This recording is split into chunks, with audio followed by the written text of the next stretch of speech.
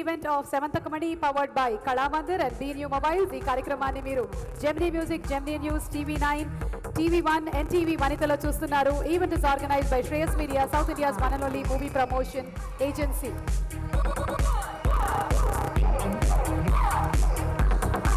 ఇప్పుడు combination correct గా set అయింది సార్.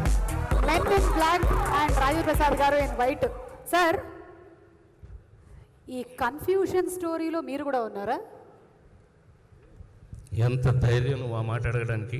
అంటే అడగాల్సి వస్తుంది సార్. హలో హలో, నిజం చెప్పేస్తున్నా, అసలు హీరో నేనే.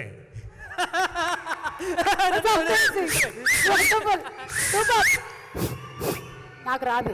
ఎందుకంటే ఈ నిజం వాళ్ళు ఎవడో చెప్పలేదు. ఎవడకాడే దూకుతున్నారు, కొడుతున్నారు, చంపుతున్నారు తప్ప అసలు విషయం చెప్పలేదు. ఏంటి సార్ అసలు విషయం?